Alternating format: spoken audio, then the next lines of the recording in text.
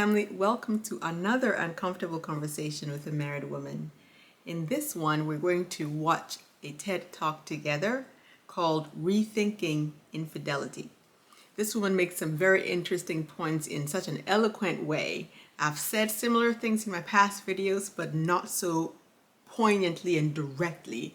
So we're going to watch this together, and I'll pause in between to make some comments, okay? I'll put the link down below so that you can watch the entire thing yourself, and then comment and let me know what you think about it, okay? All right, let's do this. Why do we cheat? Good question. And why do happy people cheat? Very good question.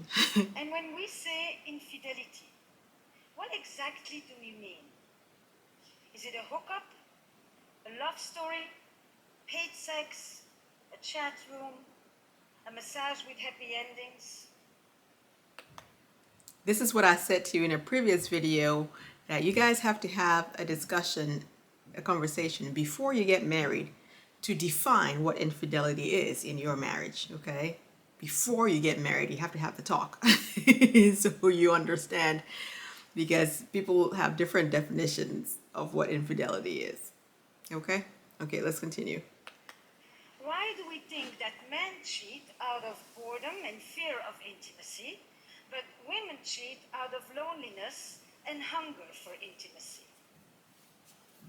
And is an affair always the end of a relationship? I asked you that, right? For the past 10 years, I have traveled the globe and worked extensively with hundreds of couples who have been shattered by infidelity. There is one simple act of transgression that can rob a couple from their relationship, their happiness, and their very identity, an affair. And yet, this extremely common act is so poorly understood. So this talk is for anyone who has ever loved. I love that. Adultery has existed since marriage was invented, and so too the taboo against it. In fact, infidelity has a tenacity that marriage can only envy, so much so that this is the only commandment that is repeated twice in the Bible. 2 times. Once for doing it, and once just for thinking about it.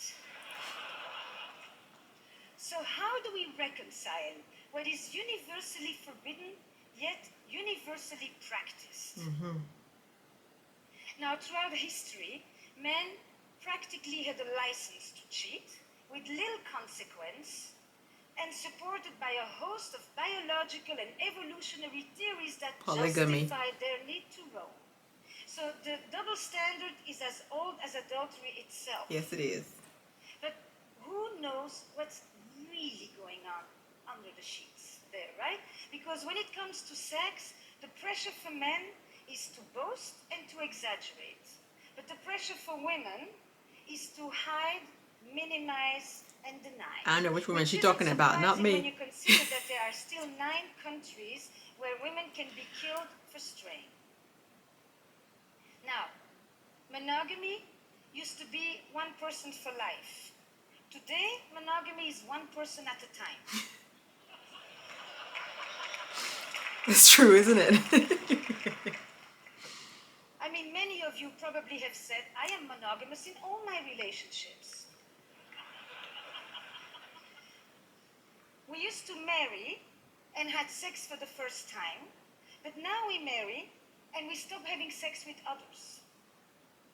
The fact is that monogamy had nothing to do with love. Men relied on women's fidelity in order to know whose children these are and who gets the cows when I die. Now, everyone wants to know what percentage of people cheat. I've been asked that question since I arrived at this conference. It applies to you. But the definition of infidelity keeps on expanding. Yes, it does. Sexting, watching porn, staying secretly active on dating apps. Which is it? So because there is no universally agreed upon definition of what even constitutes an infidelity, estimates calculate. vary widely from 26% to 75%. But on top of it, we are walking contradictions. So 95% of us will say that it is terribly wrong for our partner to lie about having an affair, but just about the same amount of us will say that that's exactly what we would do if we were having one. We've talked about that, didn't we? Now, I like this definition Would of you an tell? affair. It brings together the three key elements. A secretive relationship, which is the core structure of an affair, an emotional connection to one degree or another, and a sexual alchemy. And alchemy is the key word here, because the erotic frisson is such that the kiss that you only imagine giving can be as powerful and as enchanting as hours of actual lovemaking. As Marcel Proust said, it's our imagination that is responsible for love, not the other person. So it's never been... That's a good one. How many of you have, when you're with your partner, it gets to a point where, it's not going the way that you would hope, but you don't want to just cut it off. So you start imagining that you're with somebody else, and then you start getting more turned on. Imaginings. So true. So valid. Easier to cheat, and it's never been more difficult to keep a secret. And never has infidelity exacted such a psychological toll. When marriage was an economic enterprise, infidelity threatened our economic security. So when she's talking about when marriage was an economic enterprise, it's, certain families betroth their children to be married for prosperity's sake. You know what I mean? So that their empire or, their money would grow and things like that.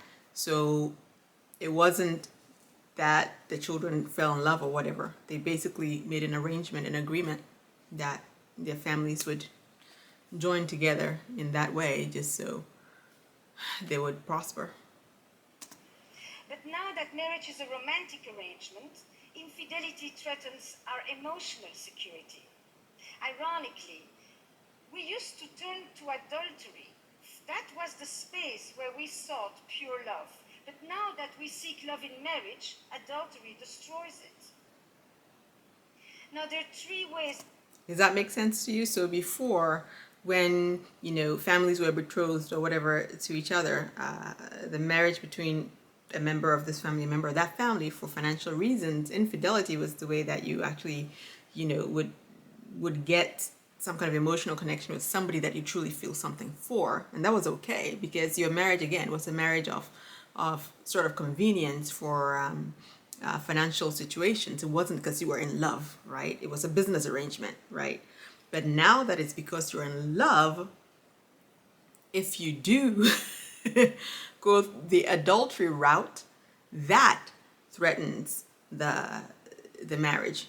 But before, it was normal when you're getting married for financial reasons. Whether that was normal, this person's going that way, that person's going that way, doing their own thing, because really it was a business arrangement, like a contract. That I think infidelity hurts differently today. We have a romantic ideal in which we turn to one person to fulfill an endless list of needs. Yes. To be my greatest lover. Unrealistic. My best friend. Unrealistic. The best parent. My trusted confidant. My emotional companion. Too much my pressure. Intellectual equal. And I am it. I'm chosen. I'm unique. I'm indispensable. I'm irreplaceable. I'm Not the so. one. Not so. And infidelity tells me I'm not. Exactly. It is the ultimate betrayal.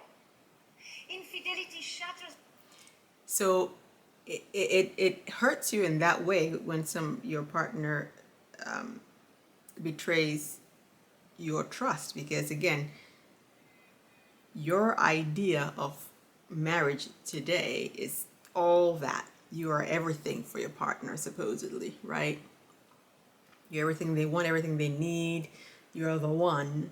So obviously in that case, when they go outside of the marriage, you're shattered because you felt you were it. But you're not. The reality is no one person can fulfill all of that. Again, that's why you have these conversations before you get married. It's the grand ambition of love. But if throughout history, infidelity has always been painful, today it is often traumatic because it threatens our sense of self. So my patient Fernando, he's plagued. He goes on, I thought I knew my life. I thought I knew who you were, who we were as a couple, who I was. Now I question everything. Yeah. Infidelity, a violation of trust, a crisis of identity. Can I ever trust you again, he asks. Can I ever trust anyone again? And this is also what my patient Heather is telling me when she's talking to me about her story with Nick. Married, 2 kids. Nick just left on a business trip. And Heather is playing on his iPad with the boys when she sees a message appear on the screen. Can't wait to see you. Strange, she thinks, we just saw each other. And then another message. Can't wait to hold you in my arms. You should know. You and should Heather know. realizes these are not for her. She also tells me that her father had affairs, but her mother, she found one little receipt in the pocket and a little bit of lipstick on the collar. Heather, she goes digging and she finds hundreds of messages. This is the thing. If you're not prepared for the truth, don't go looking for it. And this is what this Heather person did, right? Seeing those couple of messages, especially as a woman, we're intelligent, we're emotionally intelligent in that way. You know what's coming up, But sometimes our curiosity gets the best of us and we just go, digging through to find more, almost as if the more you find, the more you'll believe it, but you already know. Sometimes you even know it before it happens. And you're just looking for the validity, the evidence. So let's see what happens. And photos exchanged and desires expressed. The vivid details of Nick's 2-year affair unfold in front of her in real time. And it made me think, affairs in the digital age, a death by 1,000 cuts. How? 2 years and you had no clue?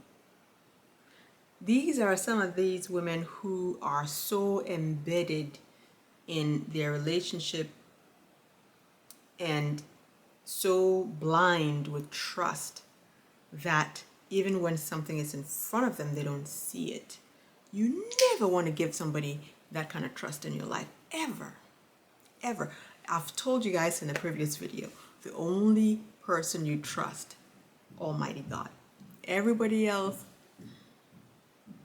I'm not saying question what they do or what not, but they're human. At some point, they will betray your trust. If anything is for sure, that's for sure. At some point, it'll happen.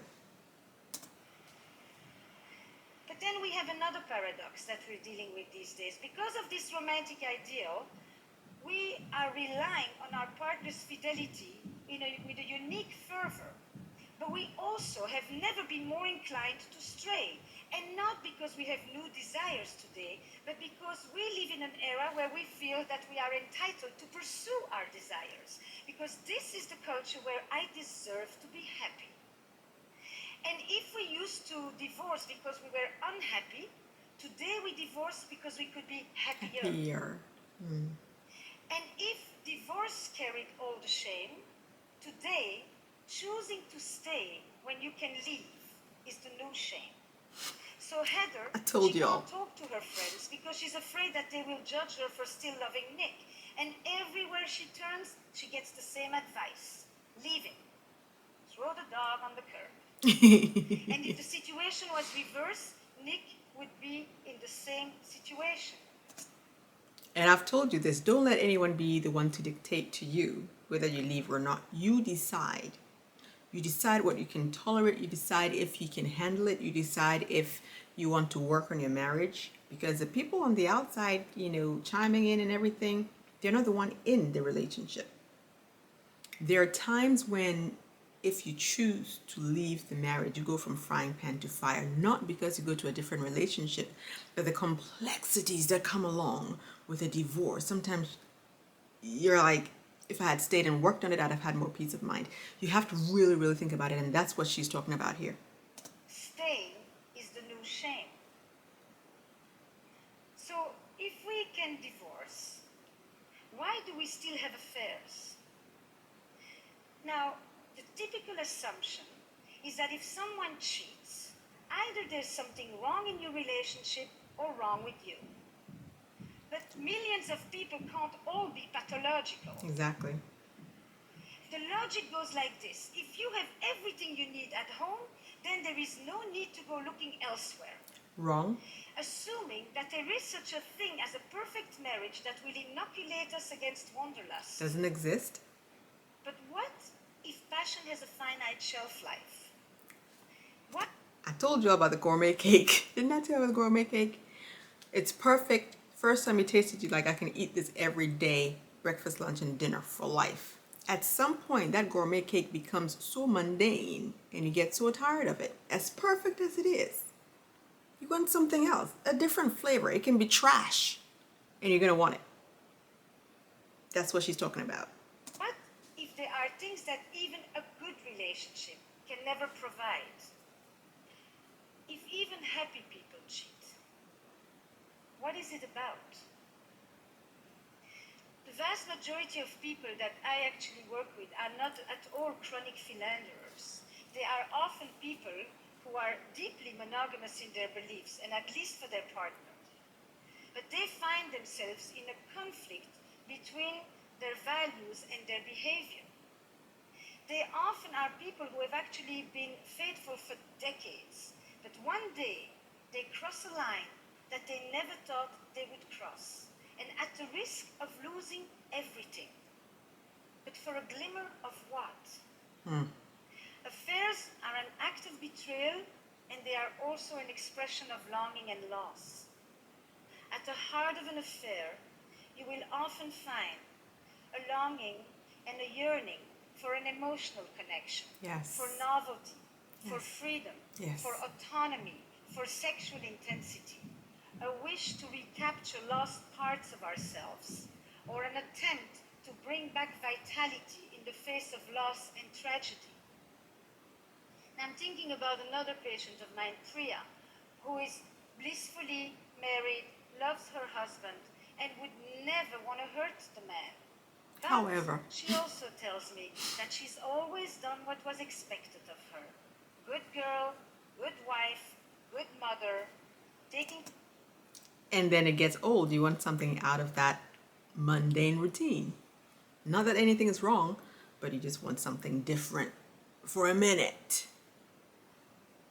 There's really no justification. There's just, I don't even know how to say it. There's really no single reason for infidelity that makes sense, in my opinion. Taking care of her immigrant parents. Priya, she fell for the arborist who removed the tree from her yard after Hurricane Sandy. And with his truck and his tattoos, he's quite the opposite of her. But at 47, Something different, exciting. Priya's affair is about the adolescence that she never had. And her story highlights for me that when we seek the gaze of another, it isn't always our partner that we are turning away from, but the person that we have ourselves become. And it isn't so much that we're looking for another person, as much as we are looking for another self. Yep. Now, all over the world, there is one word that people who have affairs always tell me. They feel alive. And they often will tell me stories of recent losses, of a parent who died, and a friend that went too soon, and bad news at the doctor. Death and mortality often live in the shadow of an affair because they raise these questions. Is this it? Yeah. Is there more? Am I going on for another 25 years like this? Will I Mundane, ever feel that routine. thing again? And it has led me to think that perhaps these questions are the ones that propel people to cross the line, and that some affairs are an attempt to beat back deadness and an antidote to death. And contrary to what you may think, affairs are way less about sex and a lot more about desire. Yep. Desire for attention. Yes. Desire to feel special. Yes. Desire to feel important. Yep. And the very structure of an affair, the fact that you can never have your lover, keeps you wanting. That in itself is a desire machine. I told you about the thrill of the chase. The thrill of the chase. I've told you about that. Because the incompleteness, the ambiguity, keeps you wanting that which you can't have. Now, some of you probably think that affairs don't happen in open relationships, but they do. First of all, the conversation about monogamy is not the same as the conversation about infidelity. But the fact is that it seems that even when we have the freedom to have other sexual partners, we still seem to be lured by the power of the forbidden. That if we do that which we are not supposed to do, then we feel like we're really doing what we want to.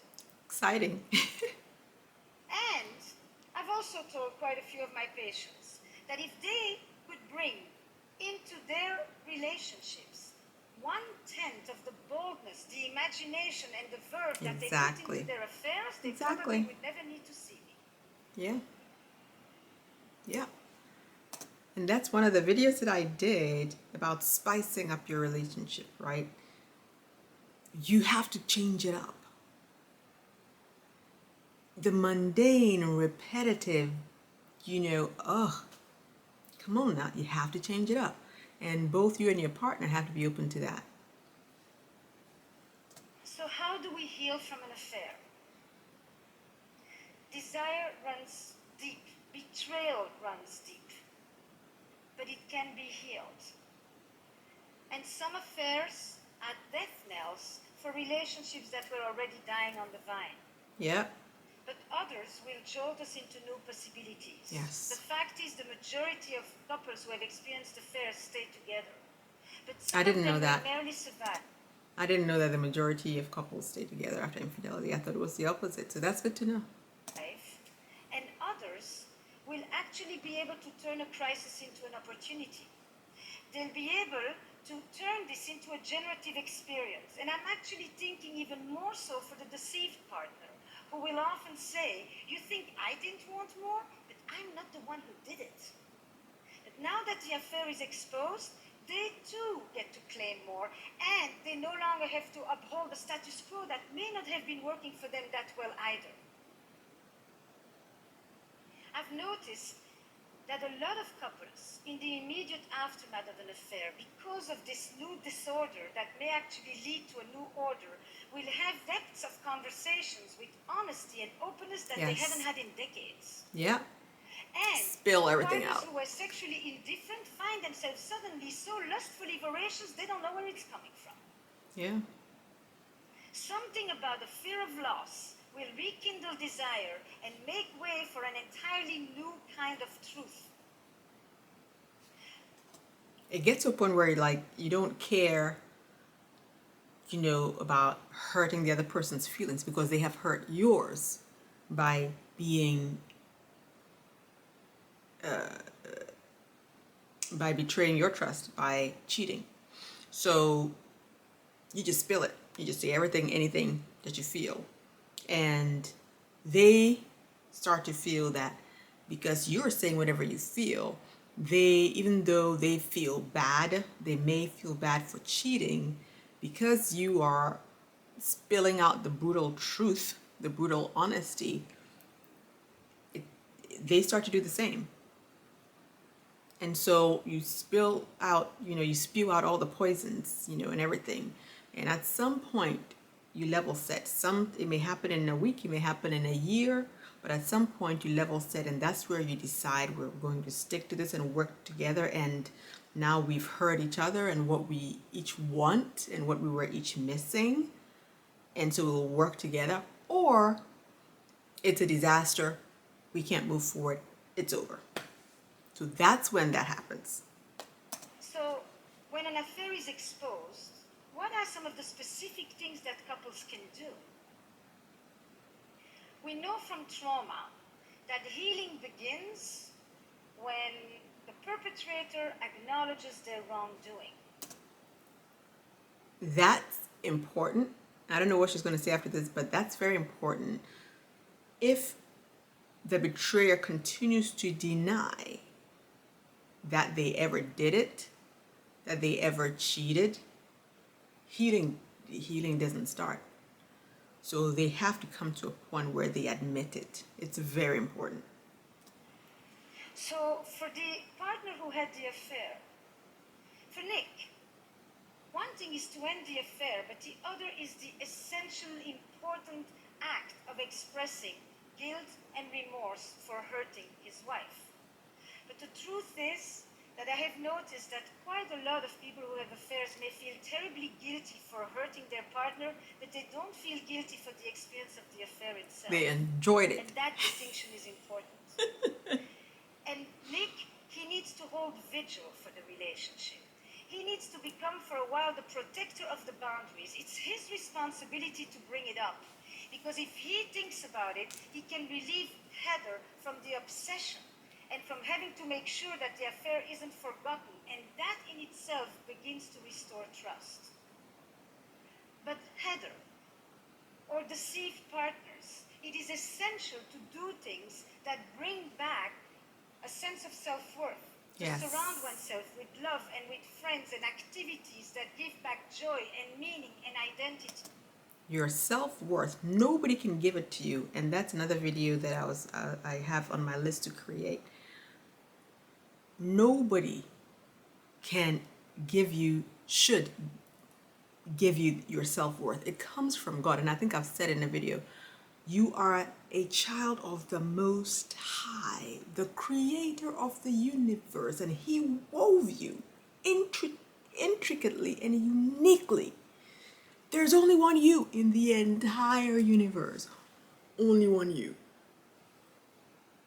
Why would your self-worth come from a human being who is flawed just by nature of being human? That's the first mistake we make when we are in love or somebody loves us and we feel that we're all that in bag of chips because that person loves us, because we're everything to them. One day you won't be everything to them. That's just normal. But even more important is to curb the curiosity to mine for the sordid details. Where were you? People start doing that. Where are you? Who were you with? At what time? What did you eat? What did you drink? What did you say? What did she say? When are you coming back? What time did you leave? You can't live like that. Again, your happiness, you're exhibiting that your happiness is depending on that person. You can't live like that. Just, Where did you do it? How often? Is she better than me in bed? Questions that only inflict more pain and keep you awake at night. And instead, switch to what I call the investigative questions, the ones that mine the meaning and the motives. What did this affair mean for you? What were you able to express or experience there that you could no longer do with me? What was it like for you when you came home? What is it about us that you value? Yep. Are you pleased this is over? Those are the good questions. Every affair will redefine a relationship, and every couple will determine what the legacy of the affair will be. Yep. But affairs are here to stay, and they're not going away. That's right. And the dilemmas of love and desire, they don't yield just simple answers of black and white and good and bad and victim and perpetrator. Betrayal in a relationship comes in many forms. There are many ways that we betray our partner, with contempt, with neglect, Yeah. with indifference, Yes. with violence. Yes. Sexual betrayal is only one One way bit of to it. hurt a partner. In other words, the victim of an affair is not always the victim of the marriage. That's a good one. That's a real good one. Now, So the victim of the affair is not always the victim of the marriage. Remember that. you've listened to me, and I know what you're thinking. She has a French accent. She must be pro-affair. Is that what French people do? So you're wrong. I am not French. You're Canadian?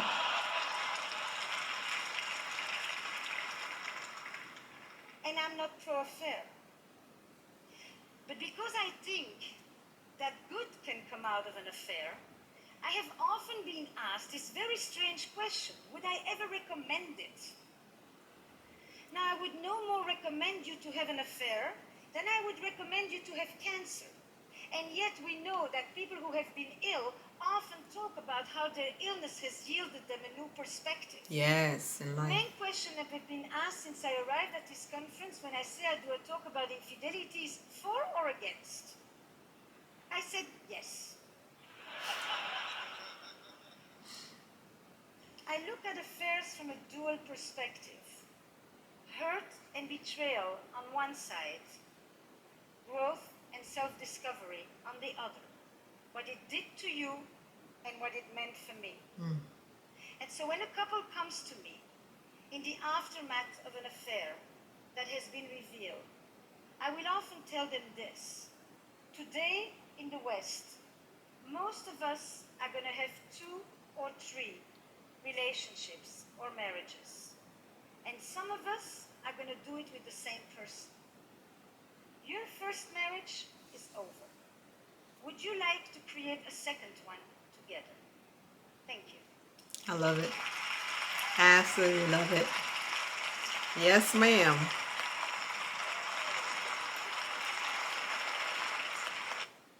So that is a TED Talk I wanted to share with you guys. I think she's so much more eloquent and so much better at expressing the things that I was trying to say in my infidelity video. So let me know if you have any comments on this. What do you think about it? Do you agree with any of the points she made? And if you disagree with any of the points, which points were they and why? Let's start a conversation, okay? Remember, in order to have a happy relationship, you must love yourself, respect yourself, be kind to yourself, and love your partner. Be kind to your partner, respect your partner, okay? I'll see you next time. Bye.